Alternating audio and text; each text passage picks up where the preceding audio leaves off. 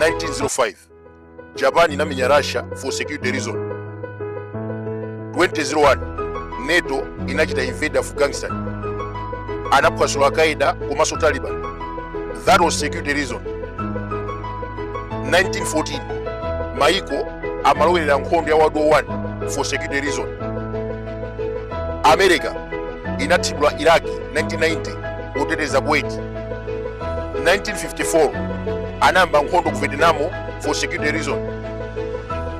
Israel inamenya Egypt, Jordan, Lebanon, Syria.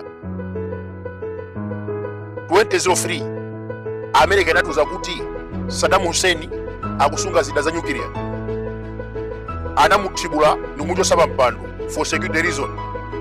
Osachedwa Vladimir Putin wayamba nkhondo ku Ukraine, China ikufuna Taiwan, America Greenland. Onsewa kuna kuti security. Mupite m'Baibulo nkhondo ya ku Yeriko, Yoswa amateteza malo ku Israel. Gideon anamenyana na Midiani for security reason. Abimeleki anayamba nkhondo ku Shechem, amakhazikitsa security. Kamuzubanda amaponyera anthu kung'ona for security reason. Lazarus Chakwera anayi ndi timu ya anyamatazi kwanje. Usalankhule maganizo ako, amakumanga mlandu wa defamation. Nkhani yake inali security. Atsamunda ku South Africa amachita blame Samora Machel, amene kuti akuchita fund African National Congress.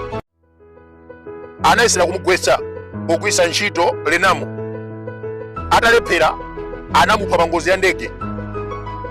Tinazoona kumayi kuno Saulos Chilima anamangidwa ndi kulandidwa ntchito, mapeto ake anagwera ku chikangawa. Zambiri zonyasa zimachitika chifukwa cha security. Mgwirizano umenewu ndi wa zaka 10 ndipo Dr. Chakwera ndine tisapotana kuti wina akhale president zaka 5 kenako winanso akhale president zaka 5. Ngakhale ku judiciary kumabwera zigamulo zopusa, boma lasintha, bwana wawo wachoka, they are not secure. So the best way ndi kugwirizana ndi amwenye kuti aziba misonkho. Akuluakulu, history is the best teacher.